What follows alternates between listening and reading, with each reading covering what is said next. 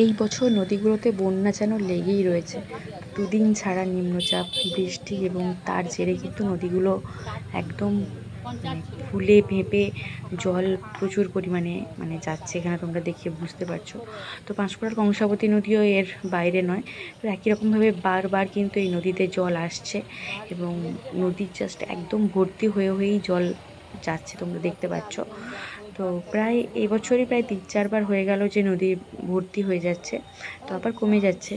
তো আজকে একদম রিসেন্ট আপডেট তোমাদের কাছে নিয়ে এসেছি। এটা হচ্ছে 10 তারিখ, মানে বৃহস্পতিবারের বিকেল সন্ধে পর্যন্ত যতটা আপডেট তোমাদের সঙ্গে সেটাই আমি এখন শেয়ার করছি। তো জল দেখো একদম প্রায় বলতে গেলে কানায় কানায় ভর্তি। তো এই যে তোমাদেরকে এখন আমি লেভেলটা দেখাচ্ছি।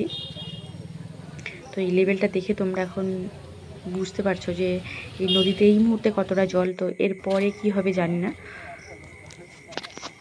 যারা আমার এই ভিডিও কন্টিনিউ দেখো, তো তোমরাই অনেকেই কমেন্ট করেছো যে নতুন আপডেট আনার জন্য, যে এই মুহূর্তে জল কীরকম। তো বারবার বলেছো আমাকে, সেই জন্য আমি ভাবলাম যে হ্যাঁ সত্যিই নদীতে অনেকটাই জল বেড়েছে। তো সেই জন্য আমি তোমাদের সঙ্গে এটা শেয়ার করছি। আর পাঁশকুড়ার আশেপাশে যারা থাকো, তো এই জায়গাটা দেখে তোমরা বুঝতেই পারছো যে নদীতে জলের পরিমাণ ঠিক এই মুহূর্তে কতটা। আর সেটাই আমি তোমাদেরকে খুব ভালো করে দেখিয়ে দিচ্ছি, তোমরা পুরো ভিডিওটি দেখতে থাকো। আর হ্যাঁ, আমার বাড়ি যেহেতু পাঁশকুড়ার এই কংসাবতী নদীর খুব কাছাকাছি, তো সেই জন্য আমি খুব সহজেই এখানে আসতে পারছি। আর এই পাঁশকুড়া থানার আশেপাশে এই নদীর কতটা ভরেছে এবং রাস্তার পাশে কতটা জল উঠেছে, তো সেটা তোমাদেরকে খুব সুন্দর করে আমি দেখিয়ে দেব। তোমরা পুরো ভিডিওটি দেখতে থাকো।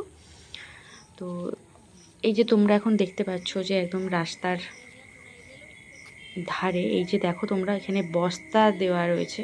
তো রাস্তা কিন্তু ক্রমশ উঁচু করা হচ্ছে বস্তা দিয়ে। আর জলের পরিমাণ তোমরা দেখতে পাচ্ছ একদম কানায় কানায় ভর্তি। হ্যাঁ, তবে এটা বলার যে এই মুহূর্তে কিন্তু পাঁশকুড়া এলাকাতে এই মুহূর্তে কিন্তু ভয়ের কোনো ব্যাপার নেই। তো কোনো রকম কোশ্চেন নেই। আর কোথাও কোনো রকম কিছু বিপদ ঘটেছে বলে শোনাও যায়নি।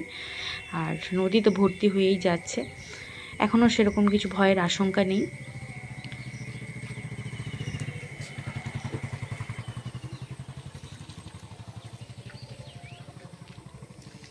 তো এখন চলো পাঁশকুড়া লক গেটের দিকটাতে একটু যাই। তো লক গেটের দিকটাতে কতটা জল উঠেছে সেটা তোমাদের এখন দেখাবো। তো ওই যে দূরে লক গেট তোমরা দেখতে পাচ্ছ, এই যে রাস্তার কতটা নিচে জল দেখতে পেলে। আর এই যে এইখানে দেখো তোমরা,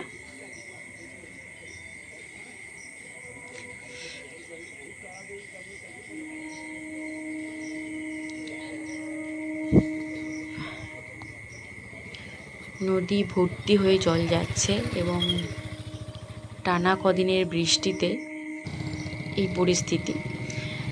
আমাদের এই এলাকাতে যতটা না বৃষ্টি হচ্ছে তার থেকে কিন্তু বেশি বৃষ্টি হচ্ছে বাঁকুড়া, ঝাড়গ্রাম ওই দিকটাতে।